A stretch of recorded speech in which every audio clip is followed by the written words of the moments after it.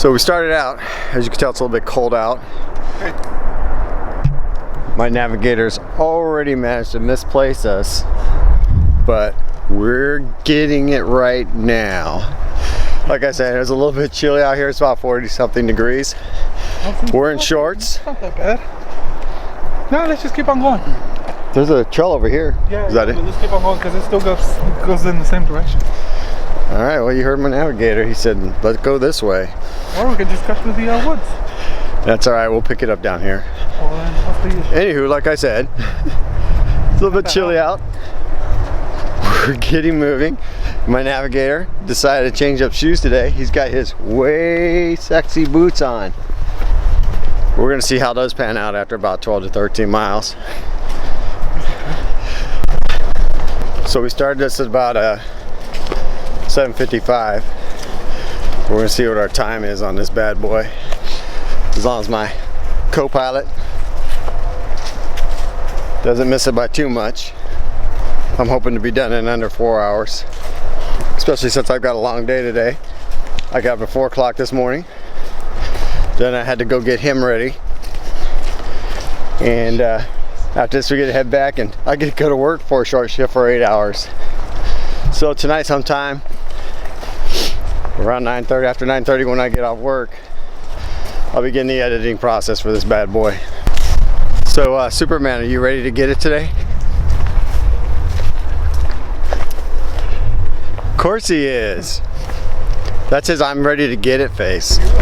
After my night hike the other night, I'm back to my regular small pack. And let me tell you what, after pumping 40 pounds for 12 miles, yeah, this feels like nothing. So while we're walking along here, I want to give props to the Arizona Cardinals for redeeming themselves after that week 1 debacle. Actually, it wasn't that bad. But it's always good to win. Always sucks to lose. So while we're walking along here, I do have one last little ditty. Oh, we're finding our way again. So, like I said, I do have one last little ditty. It's a special dedication from my co-worker who, well, actually I did the song for him on the last trail, but didn't really sing it publicly. It's called Marshmellow Man. Goes something like this. Marshmallow Man, got marshmallow legs, can't break a twig, and he got marshmallow arms. Yeah, we were bored on the last trip, and I sang that to him most of the last half, and he really enjoys it. As a matter of fact, he told me that before he goes to bed at night, it's the last thing he thinks of and sings to himself. Yeah, the breaking twig part of that song, incidentally, and this is where it all really originated from, was, well, he tried breaking a twig and that we came across on the road. He just couldn't do it. Could not do it. It's the Marshmellow Man song.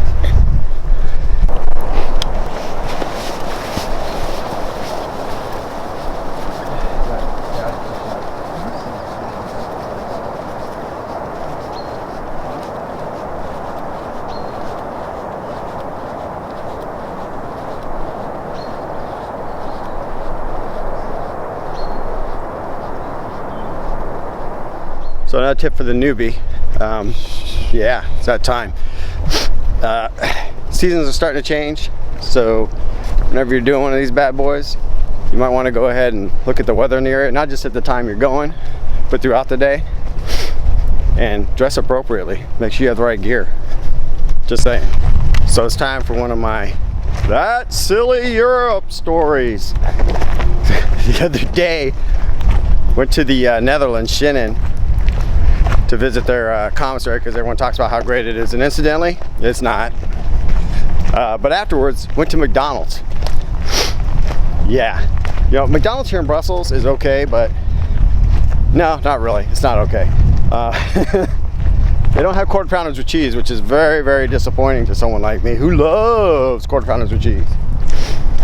So we stopped by McDonald's in the Netherlands, and of course, the first thing I need to see when I go in there is that they have quarter pounders with cheese. So I look at them with big eyes and I say, I want 2 and a large fry and a large drink. Okay, understand when you get a large drink here or a large anything, it's small. So the large drink was like 24 ounces, which, you know, hey, when you're used to ordering a large and getting 32 ounces, kind of a bummer. So we finished our meal, scarfed those quarter pounders of cheese down, went back up to the register with my can or cup, and well, you know, hey, I figured maybe, just maybe, they'll give me a refill. Oh no, I asked them for the refill and they said, oh no, we don't do that. And I said, oh, I looked down and said, God, I hate Europe. Just another silly story. My partner back here, he's looking for a stick so he can prove to me that he can break it. All right, so let's talk a little bit. We're gonna talk a little bit about baselines. A baseline, of course, is a point of reference or line of reference or straight line when it comes to gear and buying gear. And I know I harped on this on my last video, but with the reviews. But when you're trying to decide what gear to buy, you should always have a baseline, okay? Now, on the Outdoor Gear Review channel, Luke's channel, he tests a whole bunch of high-end stuff. High-end tents, high-end sleeping bags, high-end packs, as well as some lower stuff. But even though you might gawk at the price of some of that stuff, it's a good baseline. So by that I mean, if I establish a Fjallraven 2-person tent as my baseline for, this is my dream tent basically, but I can't afford that because it's like $850, then you find something that's a little bit less expensive, but you have a baseline to compare it to. So you might not get everything that you're going to get in the Fjallraven 2-man Abisko tent, but it might have a lot of the same features or some of the same features, and you'll be happy. So you should do that with your gear. Find a baseline. Your baseline should usually be personally, I choose the high-end stuff as my baseline, and I look for similar things, reduce cost. And of course, you get one of those high-end items on sale on eBay or Amazon or something like that, so much the better. But establish a baseline, follow the baseline, and you'll be much happier. You understand when I'm talking about baselines, to go a little bit further into depth on those, that's a conscious, what I call a conscious baseline. It's a baseline that I've decided this is what I'm going to judge everything else off of. Then you have subconscious baselines, which almost everybody has, which you might encounter when you go to work on a daily basis. You know, people that you work with act a certain way, and that's the baseline. And if they act differently on a given day, then they're straying from the baseline. And normally that's when you have reason for concern, or you might want to ask them, hey, what's up?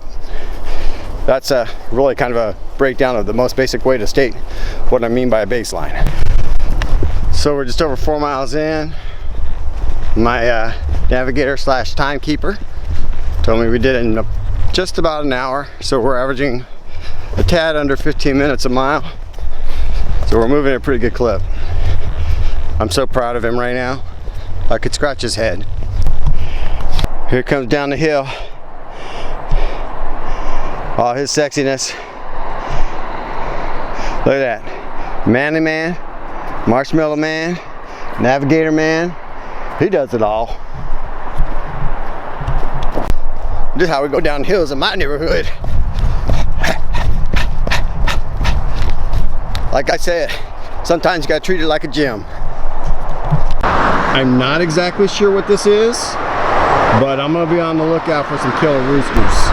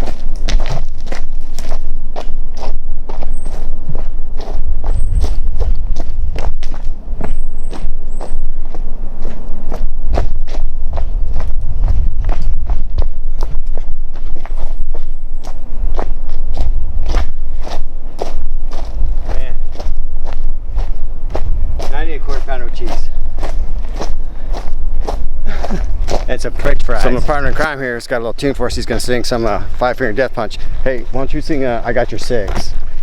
You know that one? Let me start you off. You know why we're walking along here? I just want to let everyone know that I'm actually his boss. So I'm kind of like his idol. And every day he comes into work. And what's the first thing he says? My goodness, it is so good to see you, my great one. Tooth Mountain, ain't got nothing on this cat. Look at him, chugging along. After we just did a quarter-mile crappy incline. So you can tell by my heavy breathing. Yeah. That was fun. 2 hours in, we're a little bit off pace. Probably between about 15 to 16 minute mile right now. And mostly that's because we had some monster hills that we had to go up. And yeah, that's my reason. I'm sticking to it. Nice field. The picture of the one of the mountains that we've gone up here around mile number 6. Bunch of tree line. Partner. Stuff in his face. Like me. We're ready to get it on.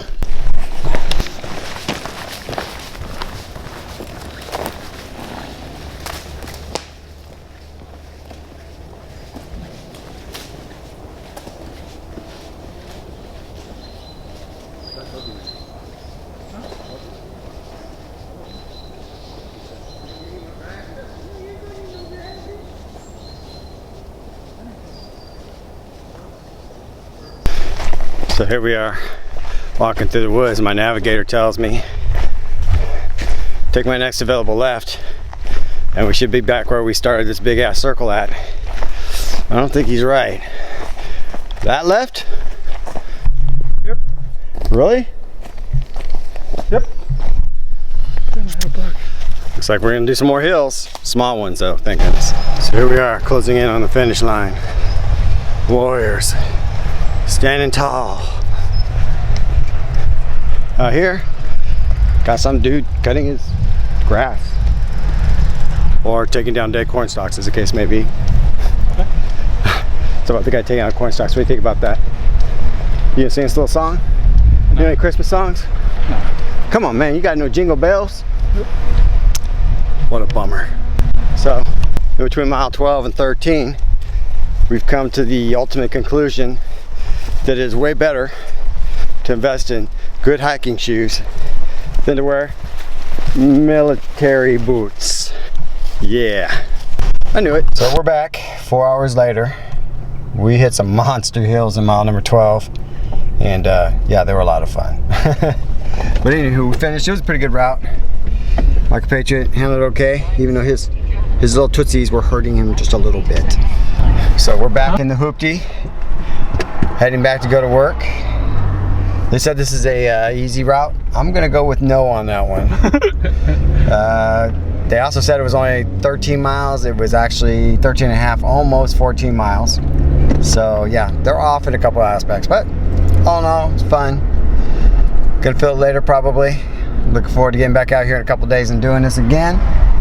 In the meantime, tell all of you to get off your 4 point of contact and just do it.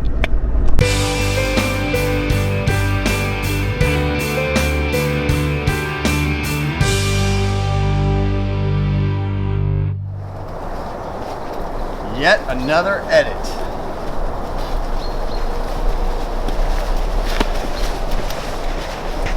Let's see. But we can still rock in America. Oh yeah, it's alright. Still rockin' America. Wow.